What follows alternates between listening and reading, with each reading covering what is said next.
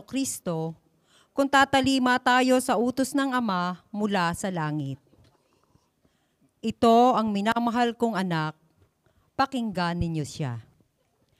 At ang ating pumpunong tagapagdiwang sa araw na ito ay ang minamahal nating pari, Reverend Father J. Francis Flandes, SVD. Magsitayo po ang lahat at samahan natin ang koro sa pambungad na awitin.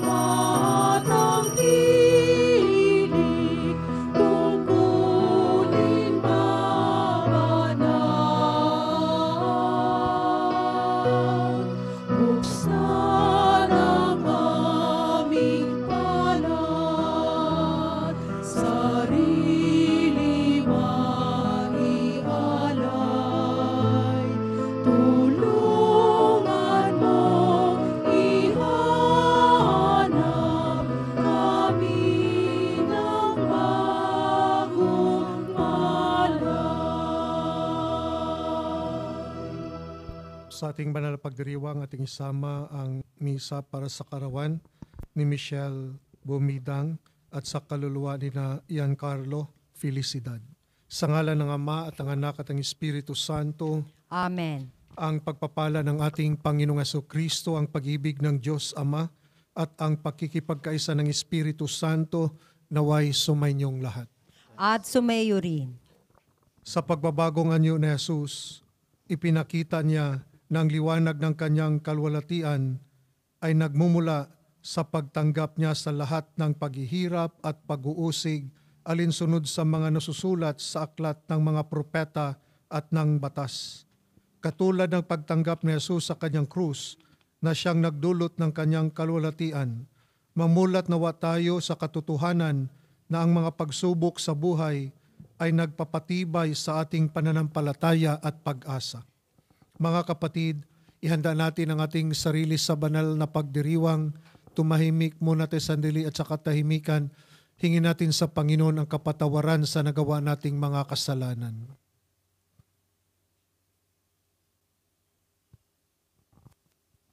Inamin ko sa makapangyarihang Diyos at sa inyo mga kapatid, na lubha akong nagkasala sa isip, sa salita, sa gawa at sa aking pagkukulang.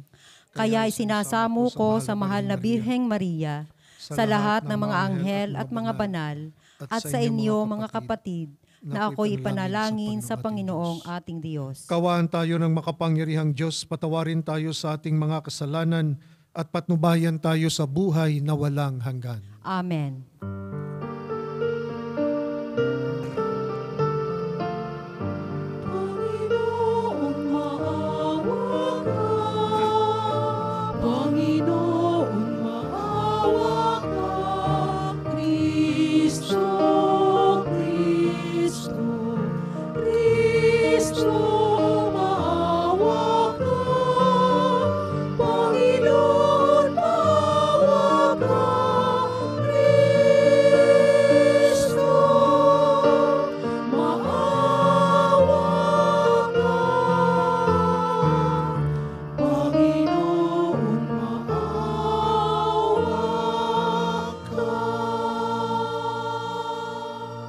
Manalangin tayo.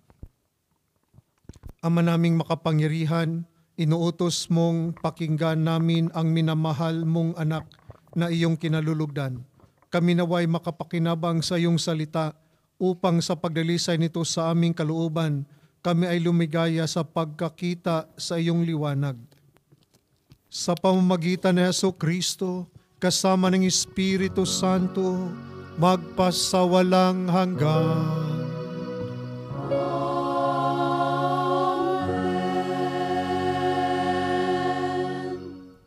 Magsiupo po ang lahat para sa pagpapahayag ng salita ng Diyos. Unang pagbasa. Ginantimpalaan ng Diyos ang pagsunod ni Abraham sa pamamagitan ng pagliligtas sa buhay ni Isaac. Bukod dito'y pinagpala ni Yahweh ang lahi ni Abraham. Pagbasa mula sa aklat ng Henesis. Noong mga araw na yaon, sinubok ng Diyos si Abraham. Tinawag siya ng Diyos at tumugon naman siya. Sinabi sa kanya, isama mo ang pinakamamahal mong anak na si Isaac at magpunta kayo sa lupain ng Moria. Umakyat kayo sa bundok na ituturo ko sa iyo at ihandog mo siya sa akin. Pagsapit nila sa dakong itinuro ng Diyos, gumawa ng dambana si Abraham. Nang sasaksakin na niya ang bata, tinawag siya ng anghel ng Panginoon. At mula sa langit ay sinabi, Abraham, huwag mong patayin ang bata. Huwag mo siyang saktan. Naipakita mo ng handa kang sumunod sa Diyos, sapagkat hindi mo ipinagkait sa Kanya ang kaisa-isa at pinakamamahal mong anak.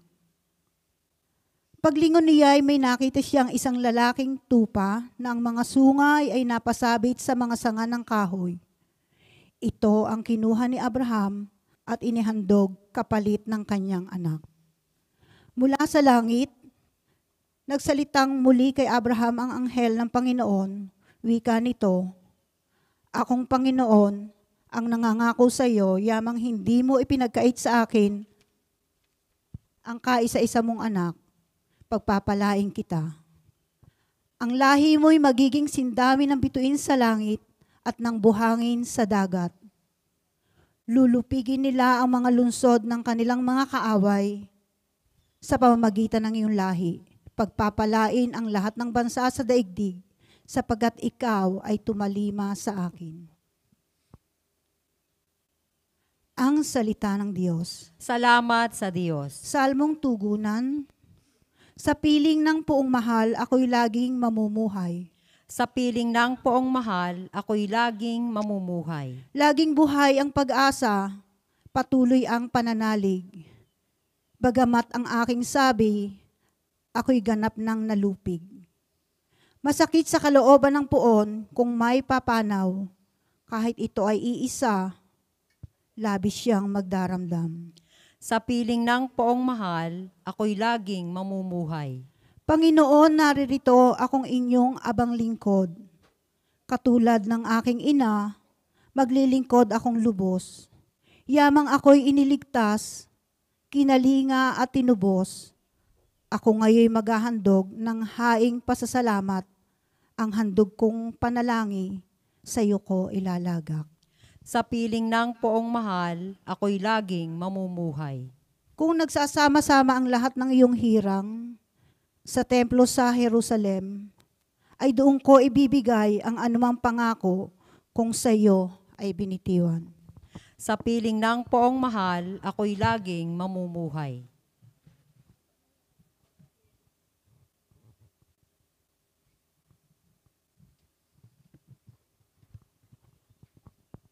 Ikalawang pagbasa. Hindi ipinagkait ng Diyos ang buhay ng kanyang anak upang iligtas ang tao sa kasalanan. Ang pagpapakasakit ni Jesus ay tanda ng dakilang pag-ibig sa atin ng Diyos. Pagbasa mula sa sulat ni Apostol San Pablo sa mga taga-Roma. Mga kapatid, kung ang Diyos ay panig sa atin, sino ang laban sa atin? Hindi niya ipinagkait ang sarili niyang anak, kundi ibinigay para sa ating lahat. Kung naipagkaloob niya sa atin ang kanyang anak, hindi ba niya ipagkakaloob sa atin ang lahat ng bagay? kasama ng kanyang anak? Sino ang maghaharap ng sakdal laban sa mga hinirang ng Diyos? Gayong ang Diyos ay ang nagpapawalang sala sa kanila. Sino nga ang hahatol ng kaparusahan? Si Kristo Jesus bang nasa kanan ng Diyos? Siya pa nga ang namatay at muling binuhay at ngayoy namamagitan para sa atin. Ang salita ng Diyos. Salamat sa Diyos. Magsitayo po ang lahat bilang pagbibigay galang sa mabuting balita ng Panginoon.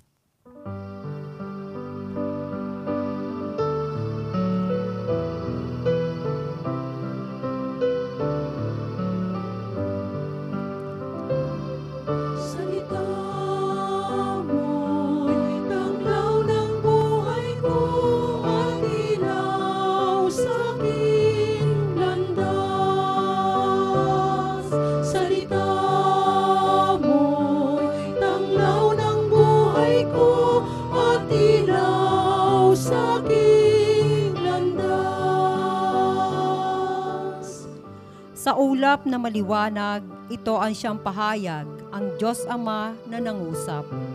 Ito ang mahal kong anak, lugod kong dinggin ng lahat. Salita mo'y tanglaw ng buhay ko at ilaw sa aking landas. Salita mo'y tanglaw ng buhay ko at ilaw sa aking landas. Sumainyo ang Panginoon. At sumayo rin. Ang mabuting balita ng Panginoon ayon kay San Marcos. Papuri sa iyo, Panginoon. Noong panahong iyon, umakyat si Jesus sa isang mataas na bundok. Wala siyang isinama kundi sina Pedro, Santiago at Juan. Samantalang sila'y naroon, nakita nilang nagbagong anyo si Jesus. Nagningning ang kanyang kasuotan na naging puting-puti. Ano pat walang sinumang makapagpuputi ng gayon. At nakita ng tatlong alagad, si Moises at si Elias, na nakikipag-usap kay Jesus. Sinabi ni Pedro kay Jesus, Guro, mabuti pa'y dumito na tayo. Gagawa po kami ng 3 kubol, isa sa iyo, isa kay Moises, at isa kay Elias. Hindi nalalaman ni Pedro ang kanyang sinasabi sapagkat masyado ang takot niya at ng kanyang mga kasama. At nililiman sila ng isang alapaap at mula rito'y may tinig na nagsabi, Ito ang minamahal kong anak, pakinggan ninyo siya. Pagdaka, tumingin ang mga alagad sa paligid nila at nakitang wala na silang kasama roon kundi si Jesus. Habang bumababa sila sa bundok, ay mahigpit na itinagubilin sa kanila ni Jesus, Huwag ninyong sasabihin kaninuman ang inyong nakita hanggat hindi muling nabubuhay ang anak ng tao. Sinunod nila ang tagubiling ito, ngunit sila'y nagtanungan kung ano ang kahulugan ang sinabi niyang muling pagkabuhay. Ang mabuting balita ng Panginoon. Pinupuri ka namin, Panginoong Hesukristo. Magsiupo po ang lahat para sa humiliya. Sa ikalawang linggo ng Kwarisma, tayo po ay pinaalalahanan sa kahalagahan ng panalangin prayer. Diba sa start of Holy Week, sa start the season of Lent, yung pinaalalahanan tayo, yung 3 pillar, no? Mahalaga sa ating spirituality, prayer, fasting, at saka alms giving. Ano yung 3? So ngayon naman about prayer. Si Jesus ay pumunta sa bundok ng Mount Tabor at actually ang kanilang destination sa Jerusalem. Bago papunta ng Jerusalem kasi alam ni Jesus yung kanyang final mission, the crucifixion. At dumaan muna siya sa Mount Tabor para magdasal, para makayanan yung kanyang mission. At doon nga sa Mount Tabor, habang siya nagdadasal, ay nangyari yung pagbabagong anyo, the transfiguration. So ang punto pala dito na ang panalangin can transform us, can change us. No? Habang si Jesus ay nananalangin na bago, no? May transfiguration. So that reminds us, prayer can transform us. Kung meron tayong problema, puno ng takot, no?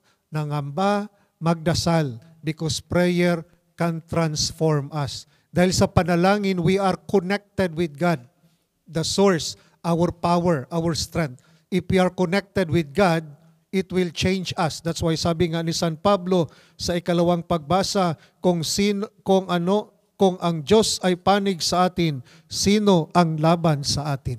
If God is with us, who can be against us? No? And that is the power of prayer. We are in union, connected with God sa prayer. And prayer can strengthen our faith. No? Dahil sa panalangin, ang susundin natin ang kalooban ng Ama. Diba? Sa panalangin, we follow the will of God. And that's why faith, it will strengthen, prayer, strengthen our faith para tanggapin ang kalooban ng Ama. Diba? Si Moses, a father of faith, at yung kanyang inuutos niya, si Abraham, ialay mo yung kaisa-isang anak mo, the only son. Okay? Masakit yon. Diba? Ialay mo. At remember, ito yung kanilang pangarap, magkaanak. It was already advanced in years that Sarah got pregnant. At ito nga, kaisa-isang anak, ialay. Kung kayo si Abraham, ialay ba yung kaisa-isa mong anak? Kaya mo ba yon? Baka pwede pa, Lord, asawa na lang, Lord.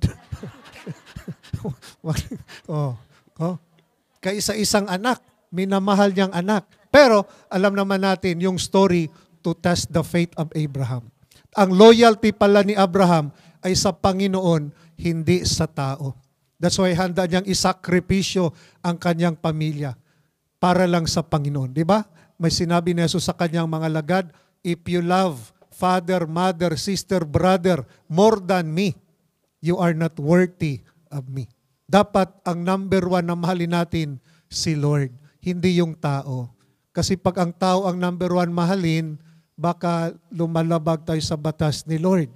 Pero pag si Lord ang number one na mamahalin, maski nahirapan tayo, may problema sa pamilya, hindi ka gagawa ng masama para lang ma-solve financially yung problema ng pamilya dahil ang number one na mahal mo, si Lord. Pag ang tao ang number one ang mahal mo, then baka gumagawa tayo ng mga bagay na labag sa batas sa kalooban ng Panginoon.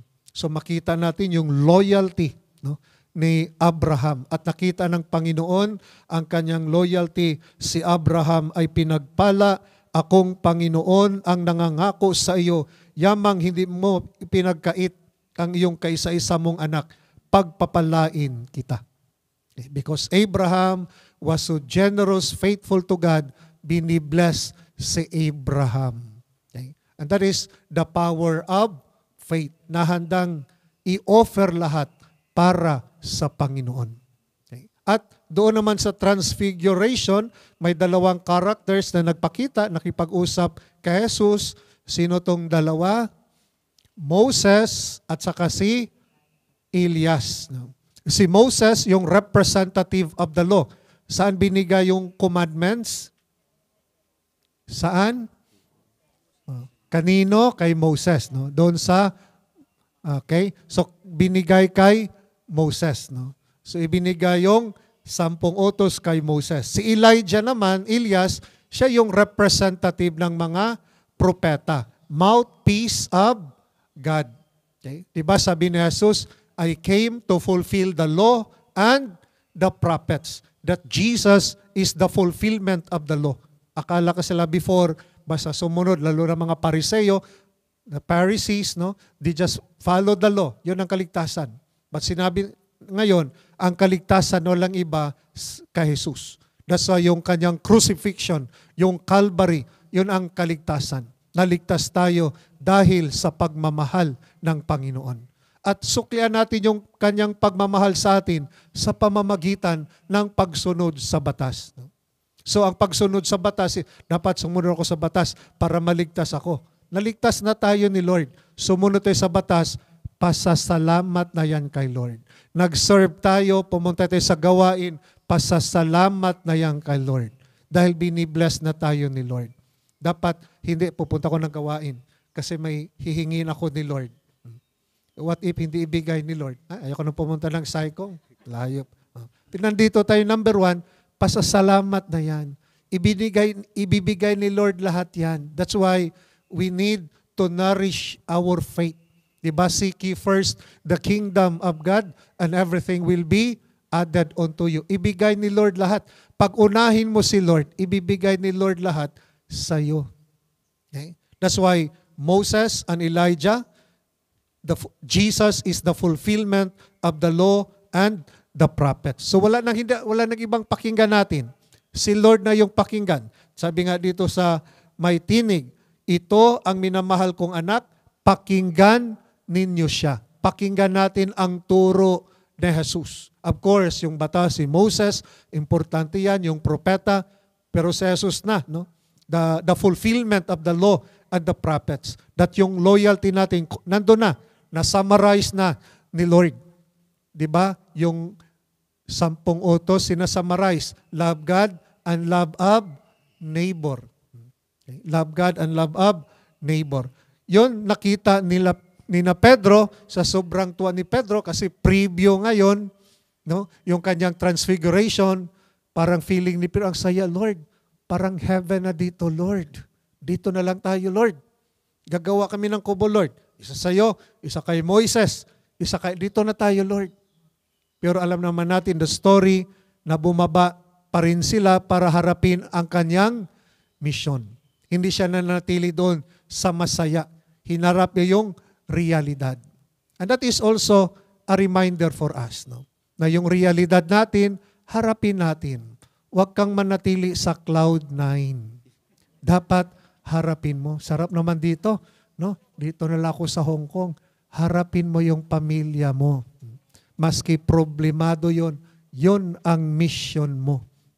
Dito lang ako, ayoko na uuwi sa amin, no? But nandito tayo, temporary. But our mission, our family, our community. Okay? Ganun din sa community, hindi perfect, sometimes may mga problema, no? But yun ang mission mo. Pag may problema, huwag mong talikuran. Ibig sabihin, tinalikuran mo ang mission mo. Paano kalalago ang pananampalataya mo pag tinatalikuran mo ang mission mo? What if tinalikuran ni Abraham, Lord? Huwag yan, Lord. Mahirap naman yung mission na Lord.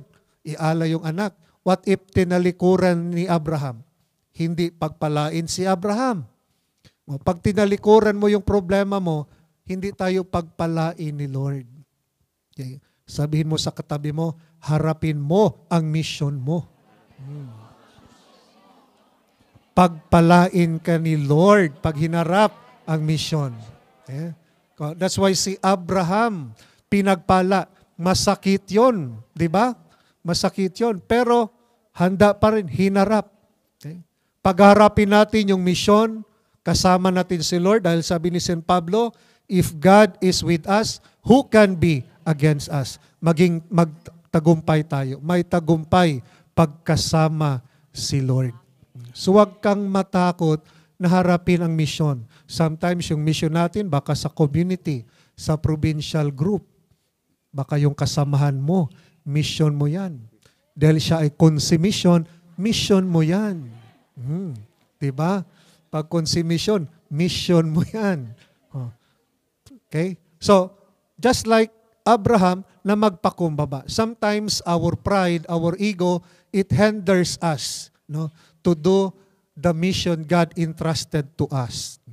Okay? So, that's why, and then, the more we pray, sabi nga dito, that the more we pray, the more we discover our identity. Diba? Sabi dito, ito ang minamahal kong anak. Yung identity, beloved. No? That the more we pray, the more we know our identity na mahal pala tayo ni Lord. That we are created in the image and likeness of God. Okay? And so, sa ating banal na Eucharistia, we ask the grace of God to strengthen our faith. Faith na handang harapin ang misyon. Dahil ang pananampalataya ay hindi lamang sa ating community, sa loob ng simbahan, ang tunay na pananampalataya ay handang magmisyon. Because yung ating pananampalataya, ito yung gift that we can offer to our brothers and sisters. Amen. Magsitayo ating ipahayag ang ating pananampalataya. Sumasampalataya ko sa Diyos, amang makapangyarihan sa lahat, na may gawa ng langit at lupa. Sumasampalataya ako kay Hesukristo, iisang anak ng Diyos, Panginoon nating lahat. Nagkatawang tao siya, lalang ng Espiritu Santo, ipinanganak ni Santa Mariang Birhen, pinagpakasakit ni Poncio Pilato, ipinako sa krus, namatay, inilibing. Nanaog sa kinaroroonan ng mga yumao. Nang may ikatlong araw na buhay na maguli, umakyat sa langit, naluluklok sa kanan ng Diyos ang mga makapangyarihan sa lahat. Doon magmumulang paririto at huhukom sa nangabubuhay at nangamatay na tao. Sumasampalataya naman ako sa Diyos Espiritu Santo, sa banal na simbahang katolika, sa kasamahan ng mga banal, sa kapatawaran ng mga kasalanan, sa pagkabuhay na muli ng nangamatay na tao, at sa buhay na walang hanggan. Amen. Ipinahayag sa atin ng Ama na makakamit lamang natin ang kaligtasan kung harapin natin ang pagdurusa at sakit katulad ng ginawa ng kanyang anak. Sa kabila ng ating kasalanan at mga kahinaan, dumalangin tayo, Panginoon aming liwanag, dinggin mo ang iyong bayan. Panginoon aming liwanag, dinggin mo ang iyong bayan. Sa kabila ng laganap na materialismo, patuloy nawang ipahayag ng Santo Papa Francisco, mga obispo, diakono, pari at relihiyoso at relihiyosa, ang kahalagahan ng simpleng pamumuhay at pagtulong sa mga mahihirap. Manalangin tayo. Panginoon aming liwanag, dinggin mo ang iyong bayan. Pakinggan nawa ng mga namumuno sa pamahalaan ang tinig ng mga naghihikahos, mga inalipusta, mga biktima ng karahasan, at mabigyan nawa sila ng katarungan. Manalangin tayo. Panginoon aming liwanag, dinggin mo ang iyong bayan. Magsilbi nawang inspirasyon ang pagbabagong anyo ng Panginoon sa mga may sakit, mga pinabayaan, at mga nangungulila upang umiral sa kanila ang tibay ng loob at pag-asa. Manalangin tayo. Panginoon aming liwanag, dinggin mo ang iyong bayan. Lumago nawa tayo at alagaan ng bawat isang El Shaddai community sa pananampalataya at pagtitiwala upang hindi tayo madaig ng kamatayan at manatiling mapayapa sa gitna ng mga pagsubok sa buhay at mamamayani nawa ang paggalang at karapatang punda sa bawat sulok ng daigdig. Manalangin tayo. Panginoon aming liwanag, dinggin mo ang iyong bayan. Sa ating sariling, ipanalangin natin ang sariling panalangin. Manalangin tayo. Panginoon aming liwanag, dinggin mo ang iyong bayan.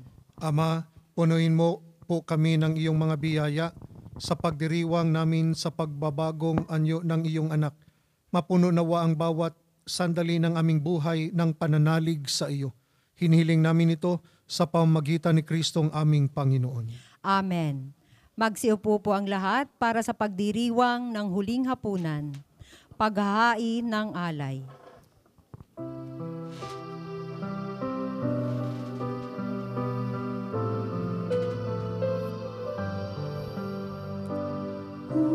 Kunin at tanggapin ang alay na ito, mga biyayang nagmula sa pagpapala mo.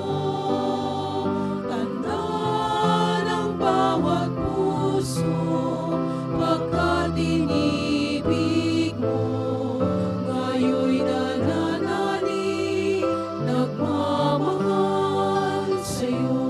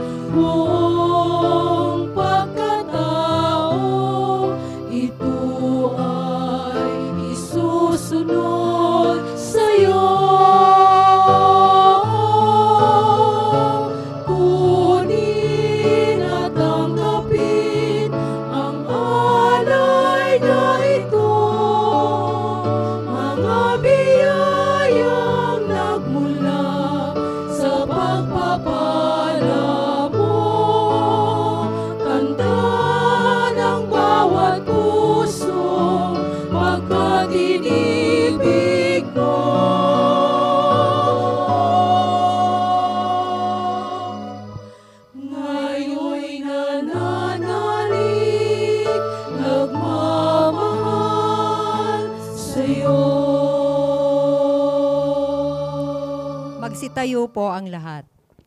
Manalangin kayo mga kapatid upang ang paghain natin ay kalooban ng Diyos sa mang makapangyarihan.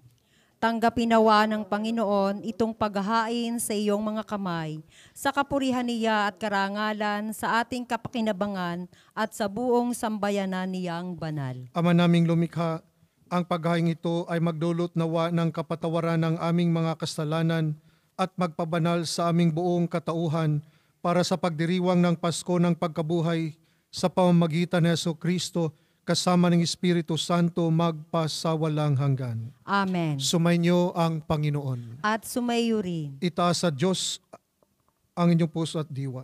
Itinaas na namin sa Panginoon. Pasalamatan natin ang Panginoong ating Diyos. Marapat na siya ay pasalamatan. Ama naming makapangyarihan, tunay ngang marapat na ikaw ay aming pasalamatan sa pamamagitan ni Jesucristo na aming Panginoon. Nang may pagtapat niya sa mga alagad na siya'y laang mamatay para sa lahat, sa kanila'y kanyang ipinamalas ang kanyang sariling puspos ng liwanag. Ang iyong mga utos at mga propeta ay pawang mga tagapagpatunay niya sa pagkakatalagang para sa kapwa'y magdusa upang akayin ang lahat sa pagkabuhay na maligaya. Kaya kaysa ng mga anghel na nagsisiyawit ng papuri sa iyo nang walang humpay sa kalangitan, kami nagbubunyi sa iyong kadakilaan.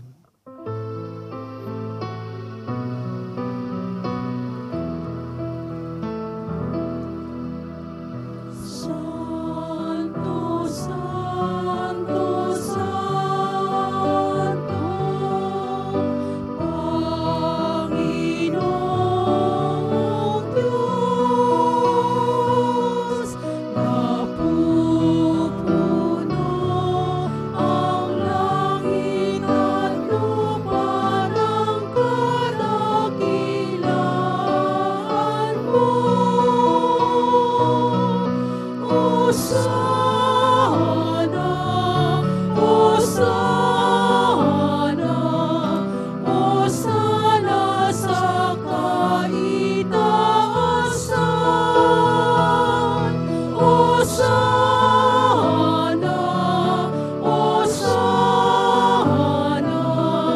Hosana sa kaitaasan. Pinagpala ang naparirito sa ngalan ng Panginoon. Hosana, Hosana, Hosana sa kaitaasan. Hosana, Hosana, Hosana sa kaitaasan.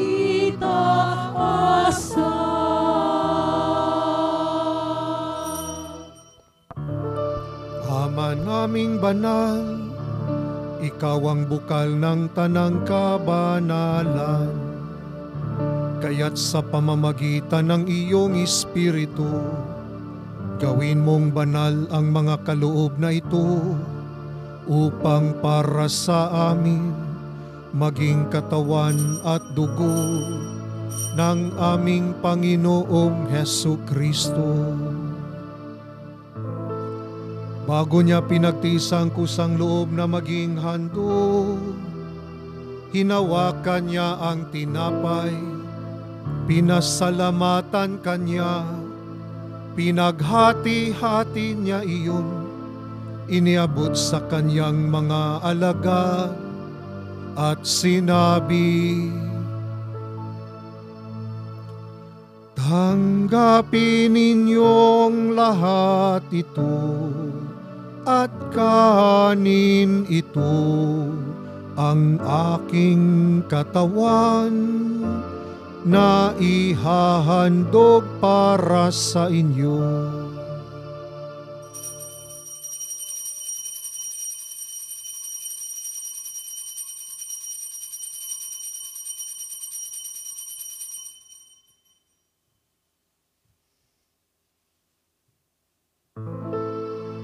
Gayon din naman noong matapos ang hapunan, hinawakan niya ang kalis, muli kanyang pinasalamatan, iniabot niya ang kalis sa kanyang mga alagad at sinabi, tanggapin ninyong lahat ito at inumin ito ang kalis ng aking dugo ng bago at walang hanggang tipan, ang aking dugo na ibubuhos para sa inyo at para sa lahat sa ikapagpapatawad ng mga kasalanan. Gawin ninyo ito sa pag-alala sa akin.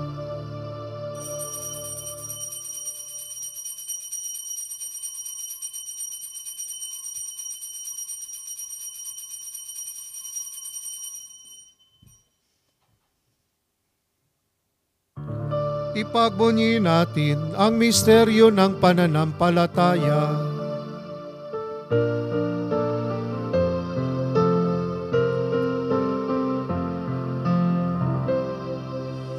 Kristo'y namatay, si Kristo'y nabuhay, si Kristo'y babalik sa wakas ng panahon.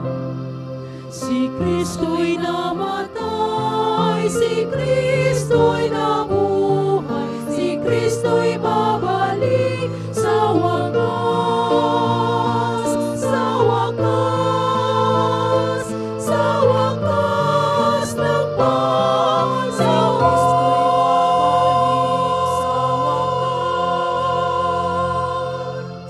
Ama, ginagawa namin ngayon ang pag-alala sa pagkamatay at muling pagkabuhay ng iyong anak.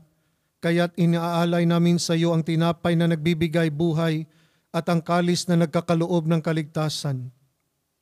Kami nagpapasalamat dahil kami yung minarapat na tumayo sa harap mo para maglingkod sa iyo. Isinasamo namin kami magsasalo-salo sa katawan at dugo ni Kristo ay mabuklod sa pagkakaisa sa pamamagitan ng Espiritu Santo. Ama, lingapin mo ang iyong simbahang laganap sa buong daigdig. Puspusin mo kami sa pag-ibig. Kaisa ni Francisco na aming Papa at ni Cardinal Stephen aming Obispo at ng Tanang Kaparian. Alalahanin mo rin ang mga kapatid naming nahimlay nang may pag-asang sila'y muling mabubuhay. Gayon din ang lahat ng mga pumanaw. Kawaan mo sila at patuloyin sa iyong kaliwanagan. Kaawaan mo at panginapatin kaming lahat na makasalo sa iyong buhay na walang wakas. Kaisa ng Mahal na Berhing Maria na Ina ng Diyos at ni San Jose ang kanyang kabiyak. Kaisa ng mga apostol at ang lahat ng mga banal, San Lorenzo Ruiz, San Pedro Calungsod, na namuhay dito sa daigdig ng kalugod-lugod sa iyo. May pagdiwang nawa namin ang pagpupuri sa ikararangal mo sa pamamagitan ng iyong anak na aming Panginoong Hesukristo. Sa pamamagitan ni Kristo, kasama niya at sa Kanya, ang lahat ng parangal at papuri ay sa iyo, Diyos Amang makapangyarihan, kasama ng Espiritu Santo, magpasawalang hanggan.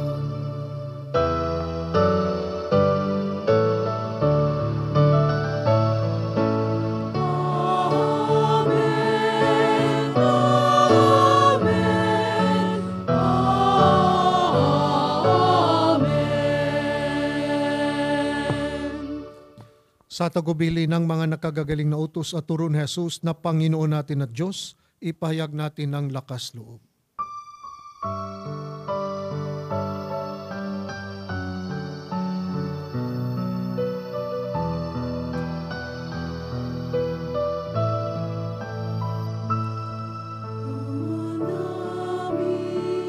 Sumasalangit ka, sambahin ang ngalan mo.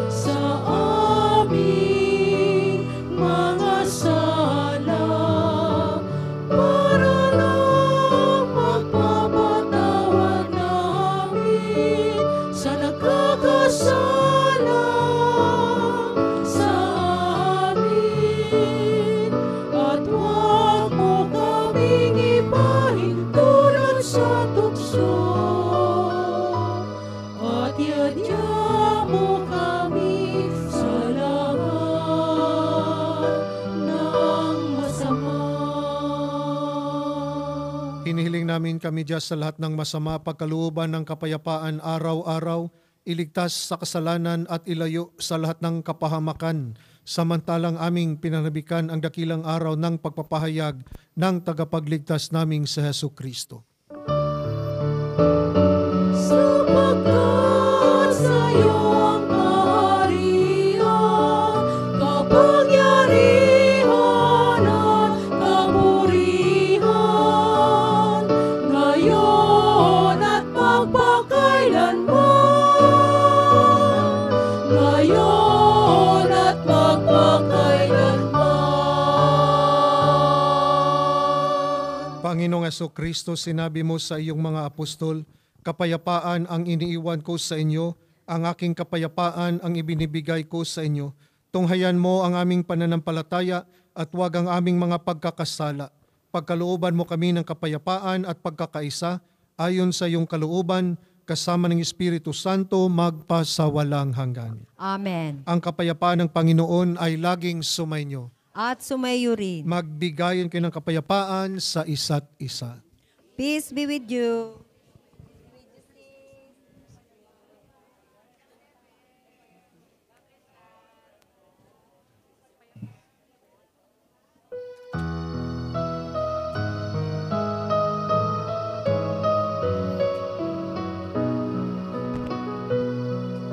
Kordero ng Diyos na nag-aalis ng mga kasalanan ng mundo, maawa ka sa amin. Kordero ng Diyos, maawa ka. Kordero ng Diyos na nag-aalis ng mga kasalanan ng mundo, maawa ka sa amin. Kordero ng Diyos, maawa ka.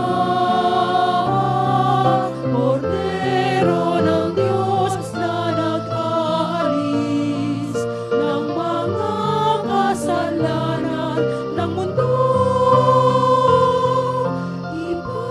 ipagkaloob mo sa amin ang kapayapaan.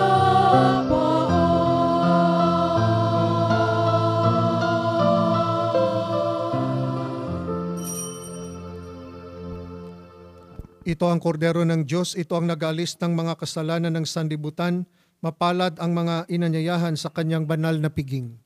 Panginoon, hindi ako karapat-dapat na magpatuloy sa iyo, ngunit sa isang salita mo lamang ay gagaling na ako.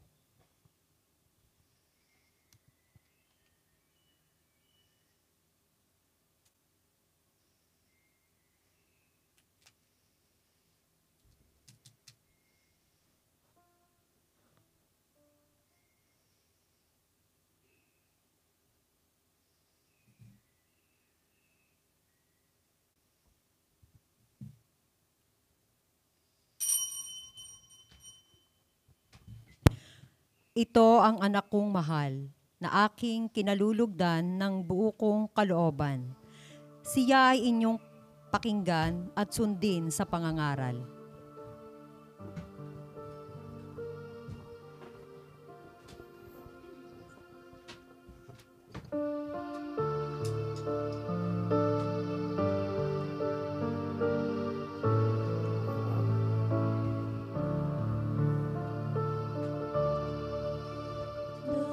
Dakilang pag-ibig saan man manahan, Diyos ay naroon, walang alinlangan.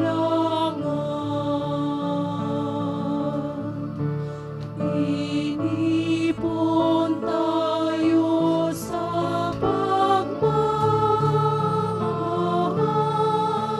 ng ating Panginoong si Jesus. Tayo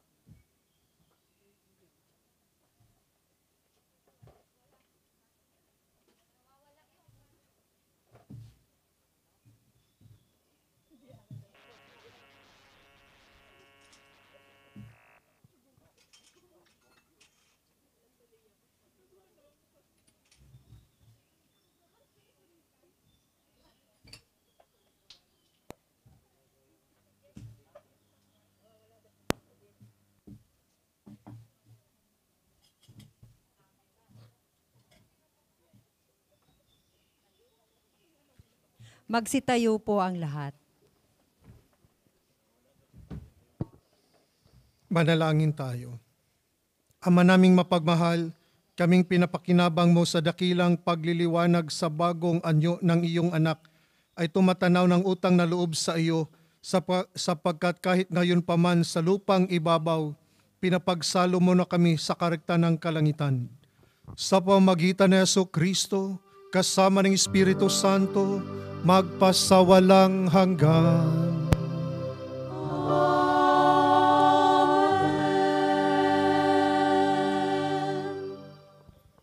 Prayer for the Holy Souls. Eternal Father, I offer you the most precious body and blood of your divine Son, Jesus, in union with the masses said throughout the world today, for all the holy souls in purgatory, for sinners everywhere, for sinners in the universal church, for those in my own home, and in my family. Amen. At bago po ang pagbabasbas, atin pong pasalamatan ang ating dakilang Yahweh El Shaddai sa mga pagpapala at grasyang tinanggap natin sa banal na misa. Sumainyo ang Panginoon. At sumayo rin. Magsuko kayo habang iginagawad ang pagbabasbas. Ama naming mapagpala, lingapin mo ang iyong angkan, pakundangan sa pag-ibig ni Jesucristo na hindi tumatangging magdusa sa kamay ng mga makasalanan kahit sa krus. Siya ay mamatay, ngunit ngayon siya ay nabubuhay kasama ng Espiritu Santo magpasawalang hanggan. Amen. At ang pagpapala ng makapangyarihang Diyos, Ama at Anak at Espiritu Santo ay manaog nawa at mamalagi sa inyo magpasawalang hanggan. Amen. Taglay ninyo sa inyong pag-alis ang kapayapaan ni Kristo. Salamat sa Diyos.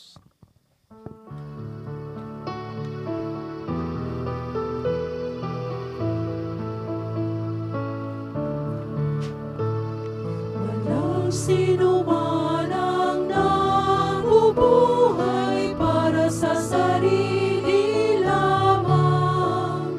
Walang sino man ang namamatay para sa sarili lamang. Tayong lahat ay may pananagutan sa isa't isa. Tayong lahat ay tinipon ng Diyos na kapiling niya. Sa ating pagmamahalan at paglilingkod sa kanino man, tayo'y magdadala ng balita ng kaligtasan. Tayong lahat ay may pananagutan sa isa't isa. Tayong lahat ay tinipon ng Diyos na kapiling niya. Sabay-sabay na nag-aawitan ang mga bansa. Tayo'y tinuring ng Panginoon bilang mga anak. Tayong lahat ay may pananagutan sa isa't isa.